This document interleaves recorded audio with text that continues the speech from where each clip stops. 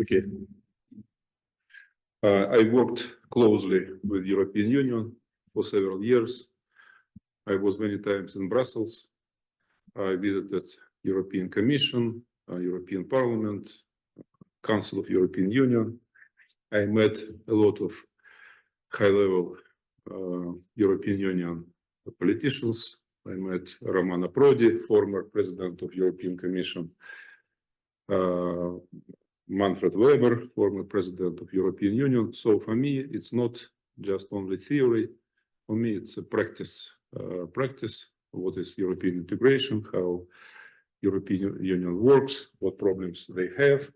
And IGMET asked me to think a little bit about the main problems of European Union for today. You know that each political subject has problems. Does Kazakhstan has problems? Yes. Russia, of course. Ukraine, huge problems. The United States, problems. Same we can say about European Union. European Union is huge regional integration group. Very different countries. Just think how different are Estonia and Bulgaria, or Greece and Ireland, or France and Cyprus.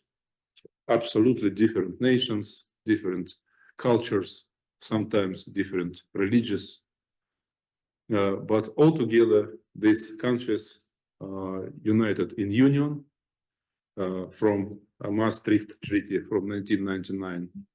Its name is European Union, and it's a real successful integration, most successful integration in the world history. They have a lot of problems, but generally I'm optimist on future of European Union. I think that they have political will, they have skillful politicians, they have public support to overcome all problems I will talk about.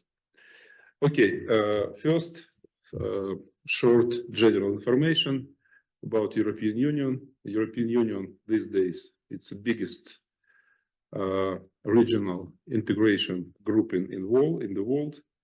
For today, 27 countries, 27 states, 27 nations are members of European Union. All these nations are European nations, European countries. And 7 countries for today have status as a candidate countries. You know about such status for Ukraine, Moldova, Serbia, Turkey, and so on. Altogether, for today, European Union has population 450 million people. If we look on European Union as a single country, this population is number 3 in the world. Biggest population for today is India, second China, and third population is European Union. Economy of European Union is in top 3 among global economies. For today, European Union GDP is about $16 trillion. I mean a nominal GDP, not purchase power.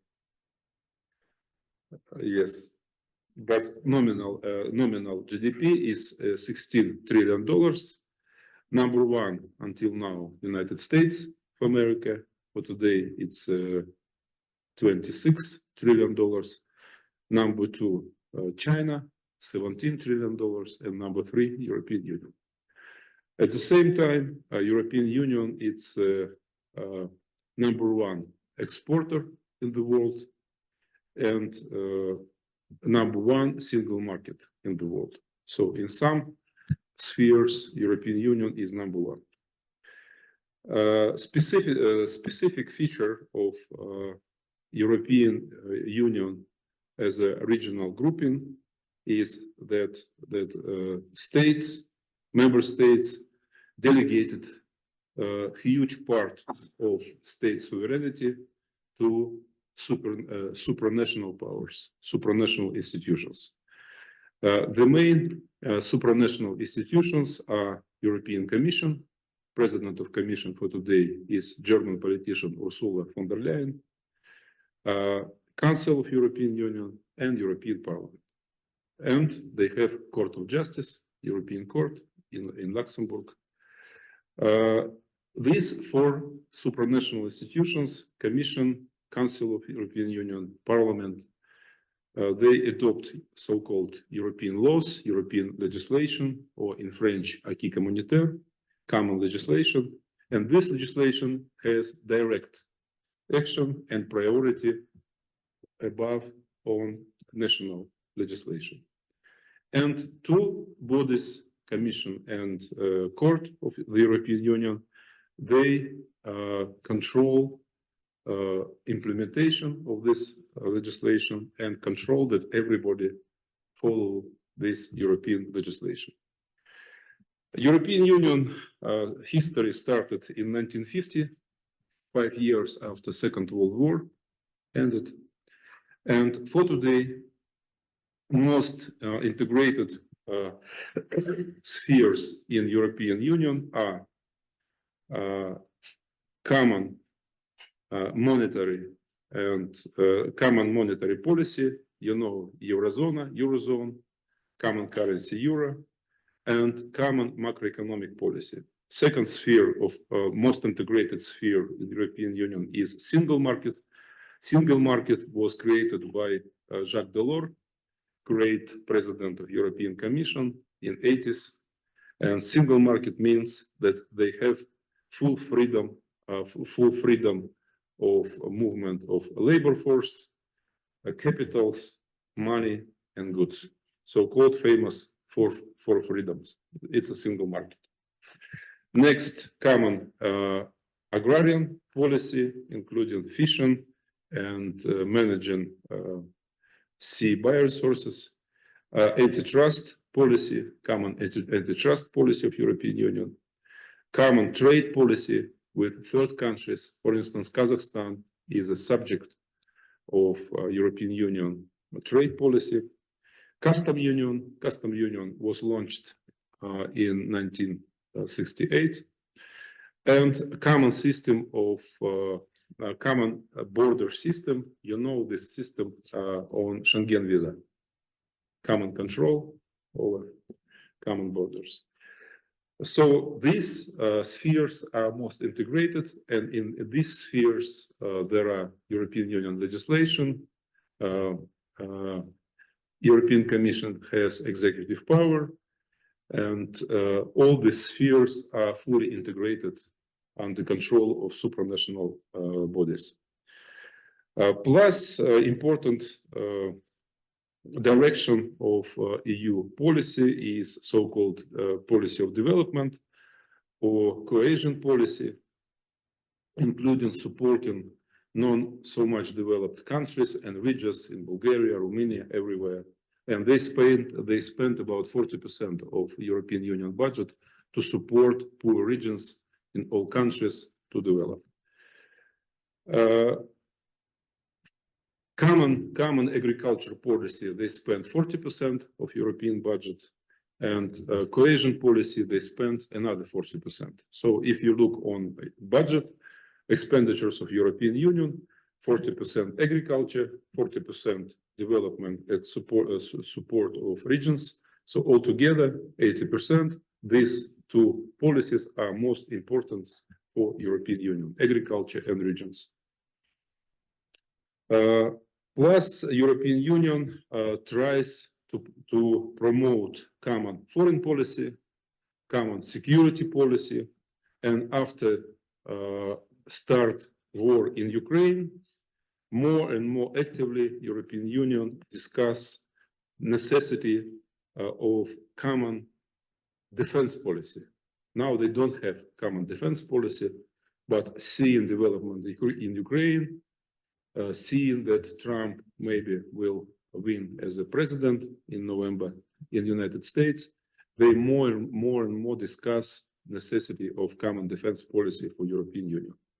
So, short conclusion we can make that European Union is most powerful, most rich, most successful regional integration group in the world, but at the same time, being so successful, European Union faced on several systemic problems, and on resolving of these problems depends future of sustainability, development, and expansion European Union and his influence in the world.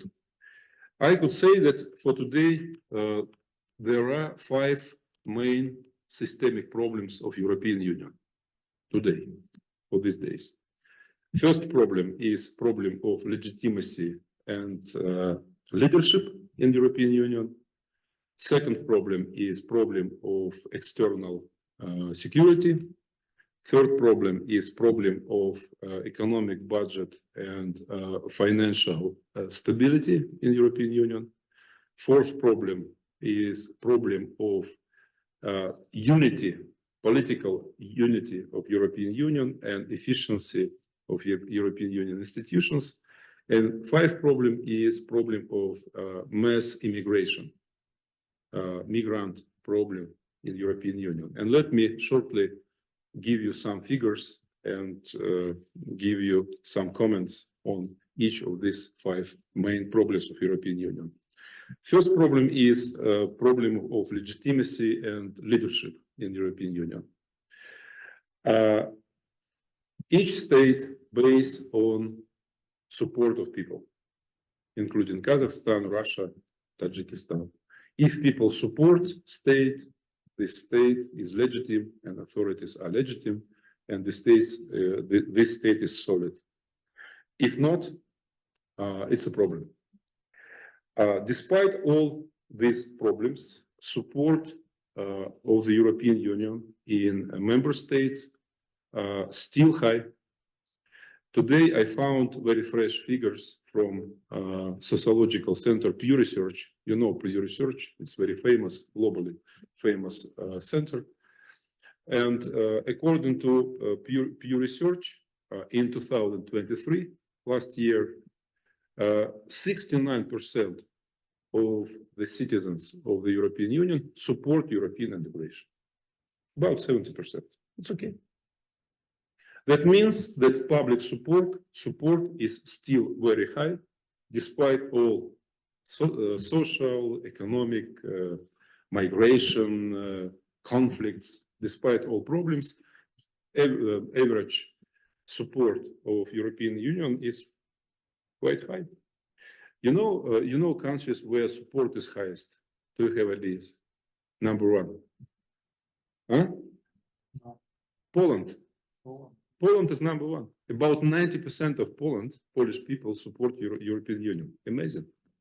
Because of subsidies. Not only subsidies, because for them it's access to European market, fast development, improving life, and security.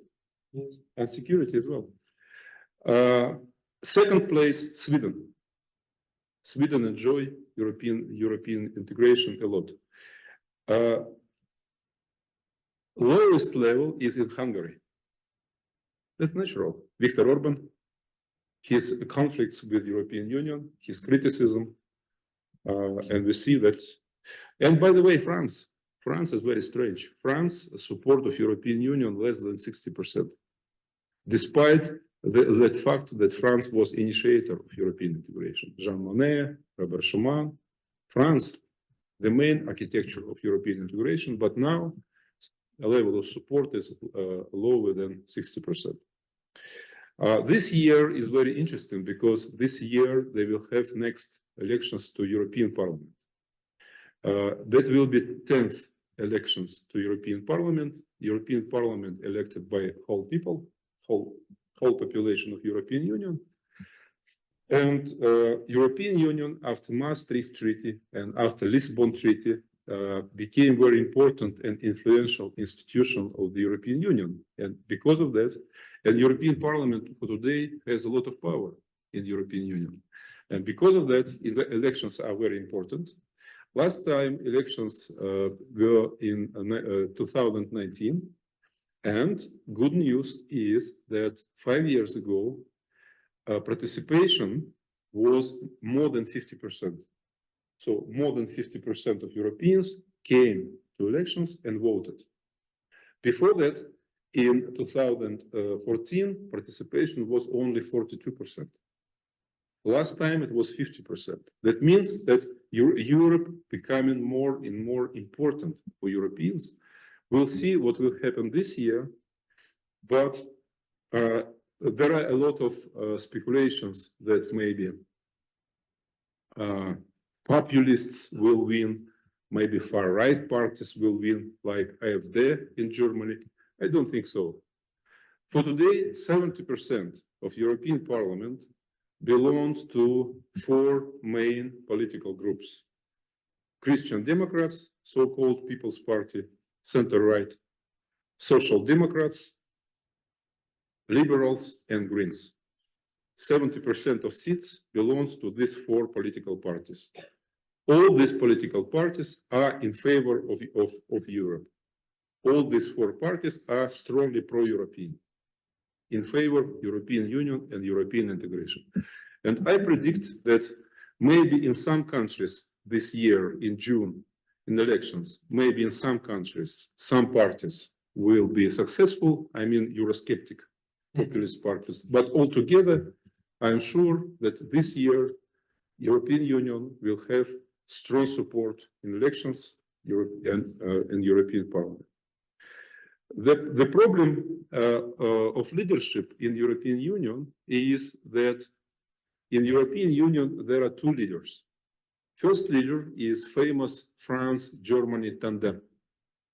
France-Germany political alliance. Last 70 years, France and Germany together were motor engine of European integration. Now we have Chancellor Scholz, we have Emmanuel Macron. They have a lot of discussions about a lot of things, and for today, this alliance is not so strong.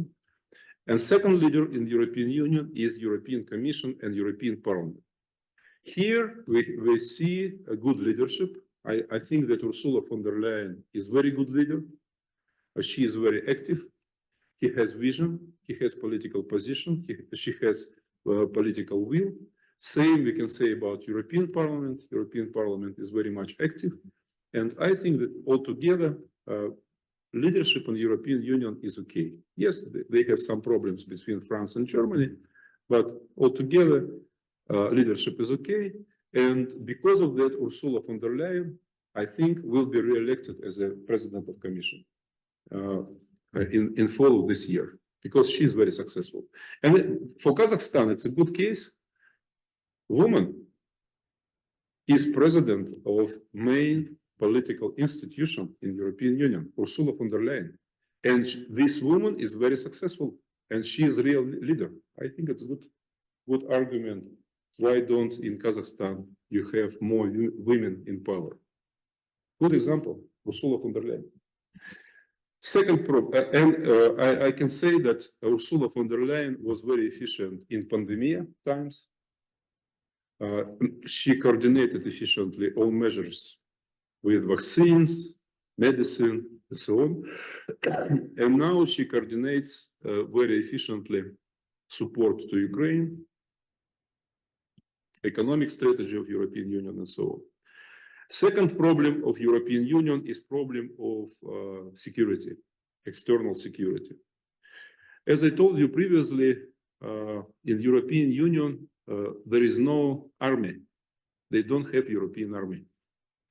That was a project in the 50s to create a united European army, but this project was failed. And until now, they have 27 national armies. And they do not have enough coordination in military sphere between these 27 armies. They have Greece army, Hungary army, French army, German army, Italian army, but they don't have common united military infrastructure. And now, when Russia attacked Ukraine 2 years ago, they understood in European Union that they don't have enough defense force. If Russia will attack next day, in one day, European Union, they do not have common army, they do not have common general staff, they do not have common military plans, they do not have enough military industry, they do not have enough military budgets and so on. And now they discuss very actively how to improve military complex, industrial military complex, how to increase military expenditures. For instance, Germany this year almost doubled military budget in face of Russian threat. And I think that they will try. And recently, they even start to talk about future of NATO. If Donald Trump will win elections in the United States, and if Donald Trump will withdraw the United States from NATO, Europeans now think about more independence, more so-called strategic autonomy in defense policy to be ready to defend themselves without America. That's never been before. By the way, I can give you one interesting fact. You know that Americans support Ukraine and European Union support Ukraine. Amir, who do you think support more, European Union or United States? Absolutely. That is a surprise. Generally, everybody thinks that America supports a lot, but Europe is weak, do not have political will, and so on. Today, I found interesting figures that in 2 years of this bloody war, European Union gave to Ukraine $85 billion. $85 billion, and United States 65. So surprisingly, Europe supports European Union supports Ukraine more than United States of America. Moreover, recently, leaders of European Union made agreement about 7 years budget of European Union, and they agreed to give Ukraine 50 billion euro each year until 2027. 50 billion euro Ukraine will have from European Union for next 3-4 years. That's facts.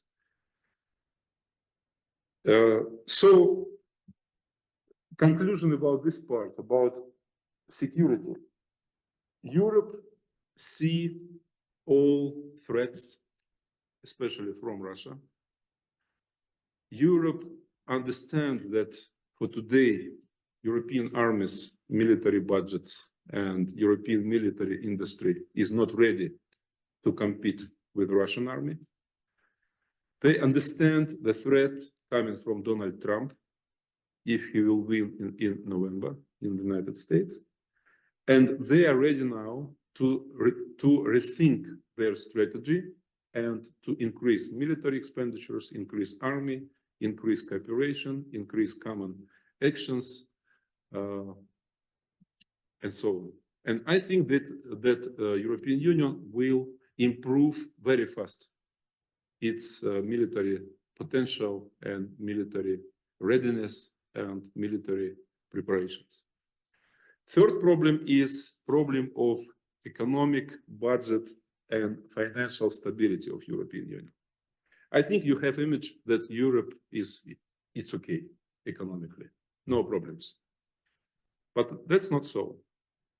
Yes, economy of European Union is number 3 in the world on size, and European Union economy is high developed economy. But serious problems they have, like very low numbers of economic growth. Now European Union economy growing less than 1% per year. Just compare with China. China grows 5-6%. India grows 6-7%.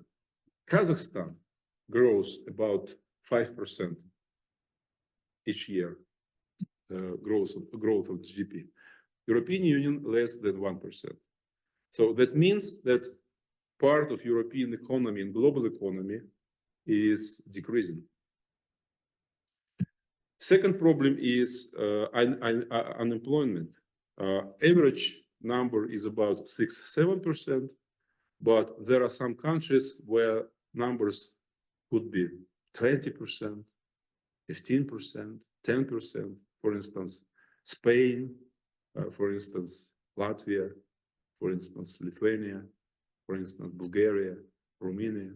So unemployment, it's a big problem for European Union. And next problem is huge gap between rich countries and poor countries. I can give you one simple example.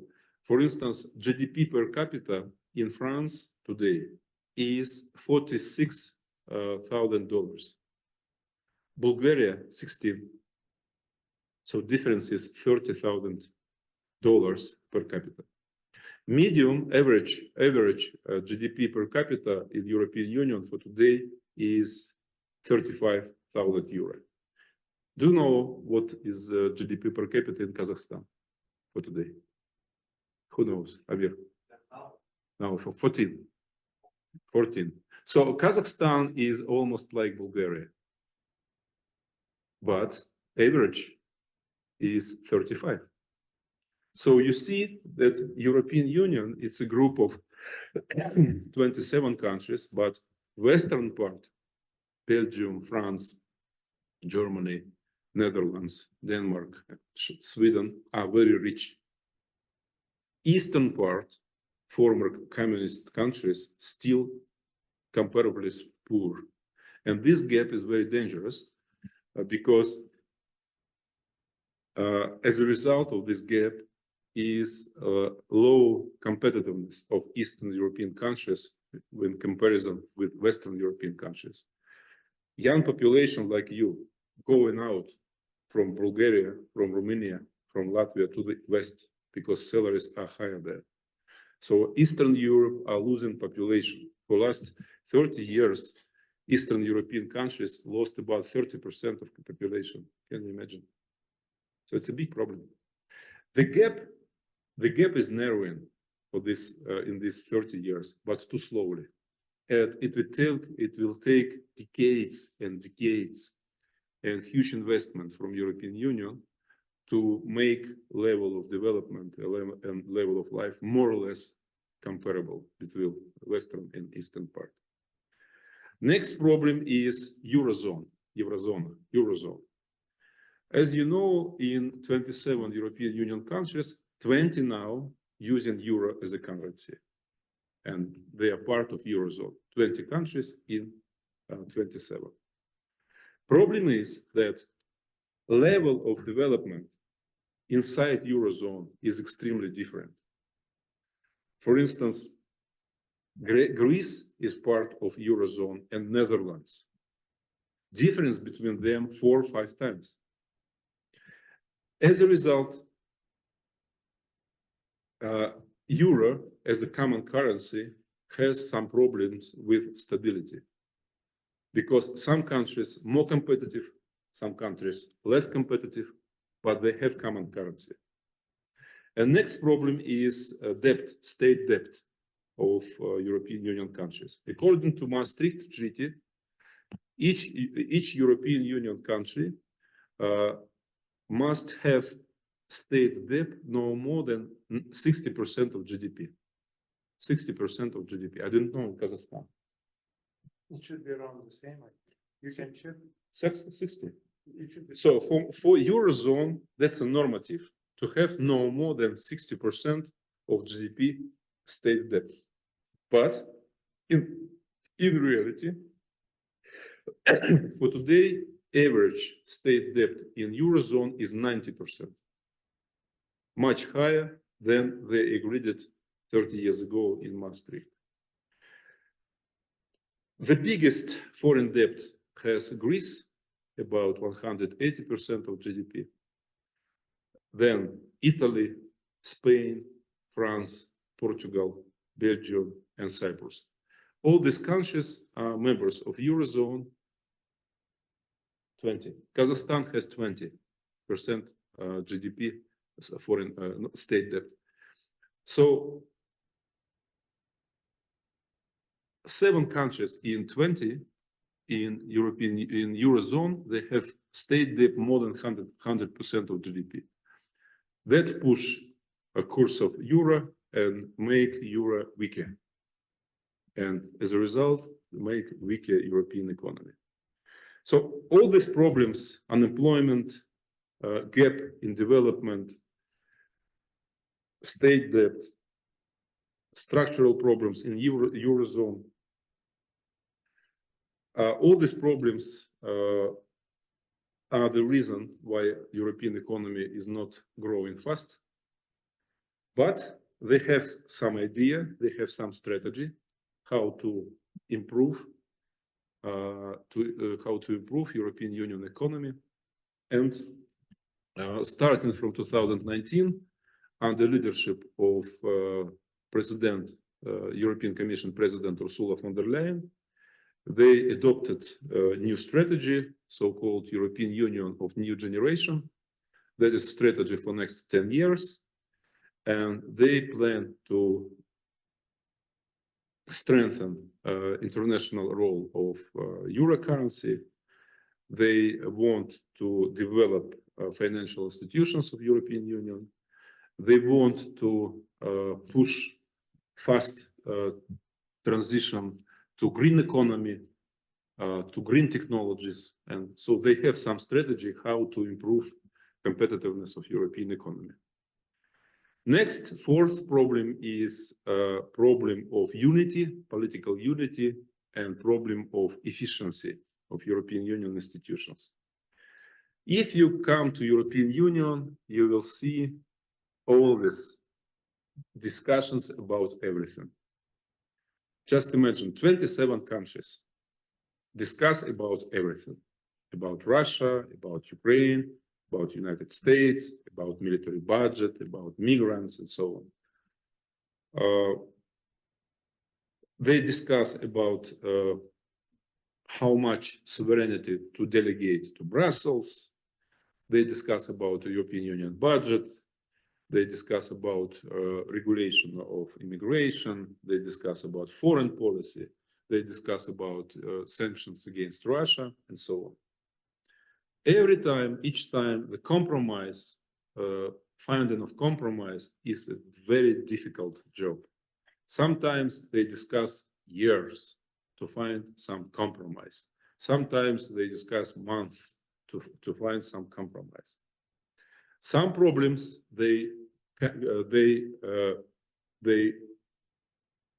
could not to decide. For instance, for 70 years, they discuss European army. Until now, they don't have common European army. But I think that this problem of finding compromise in such complicated group, 27 countries with different history, with different culture, different language, different religion, different strategic thinking, I think it's a normality for European Union. It's not deviation. It's normality. It's okay. As Jean Monnet, founder of European Union, told many times, crisis, it's not a problem. Crisis, it's a normal situation. You just need to use any crisis for improved integration. Use crisis as a possibility. This philosophy is very important. And I think that despite all these contradictions, despite all these discussions, as a historian, I know almost all times they found decision. In the end, they found decision, and they will find decision because they have common will to live together and to develop European integration.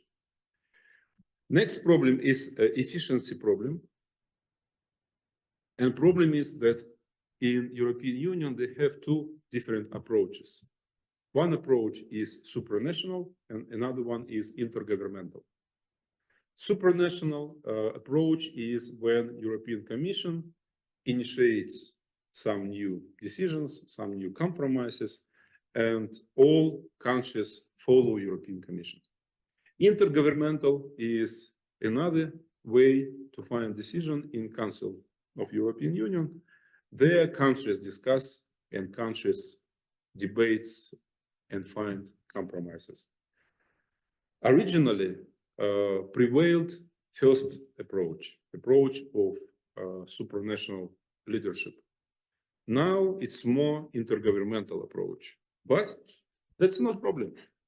In the end, as I told you, I think they will find decisions. How they try to resolve problem of efficiency? First, they try to increase influence of European Parliament, to make European Parliament more more influential in the European Union. European Parliament for today is only institution elected by people, and his influence is increasing every year.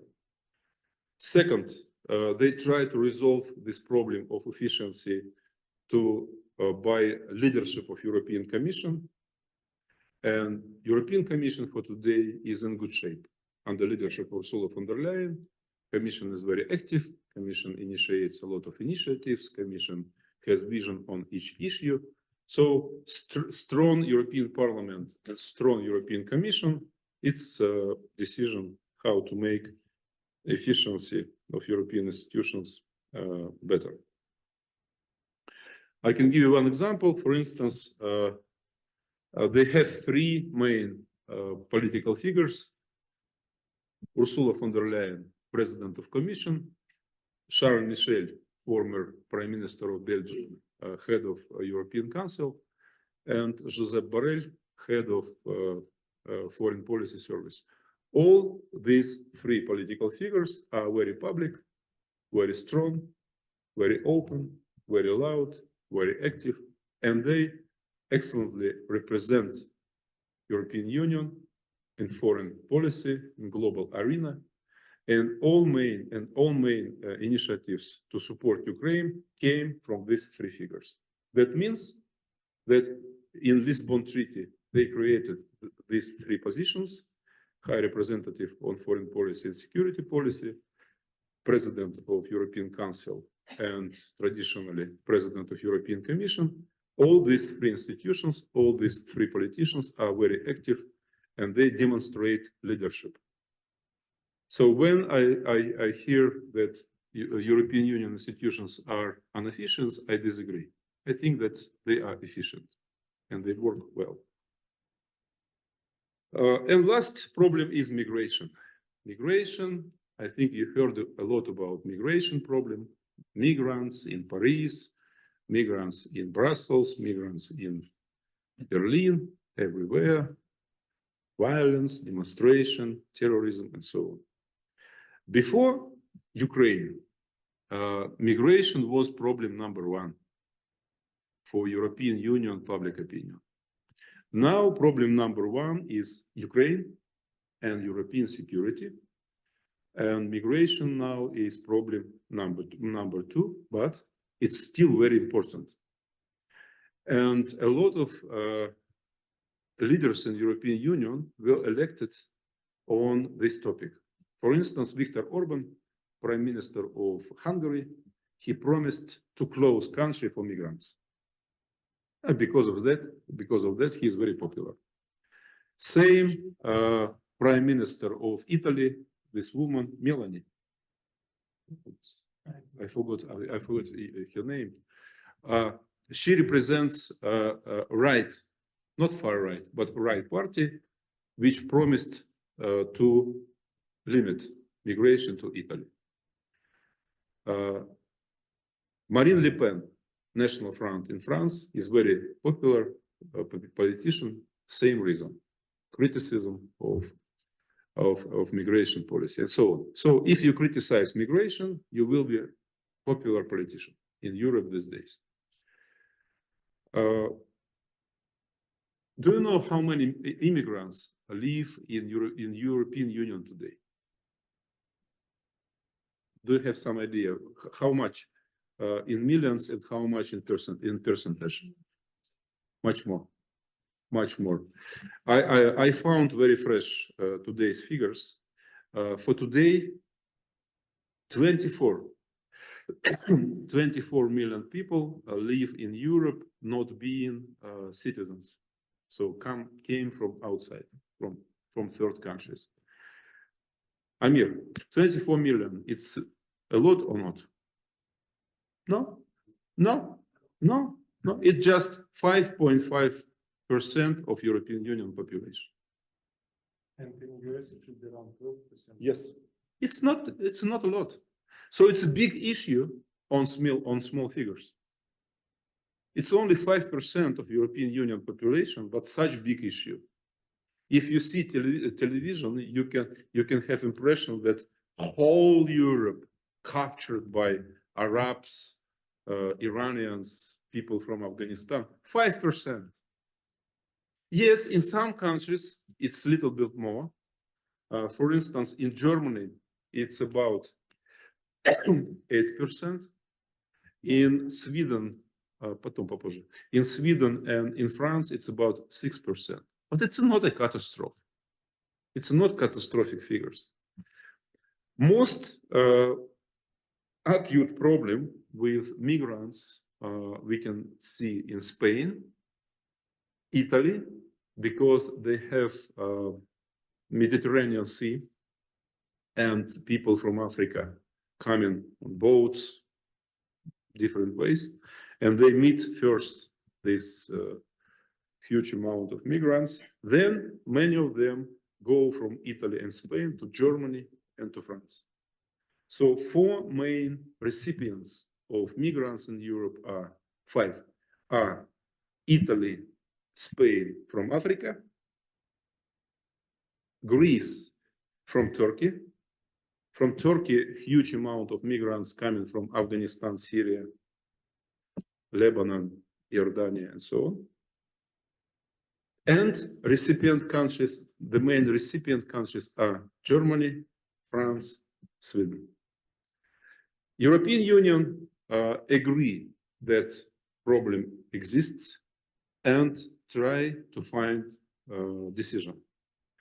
Common trend in European Union is to adopt new legislation,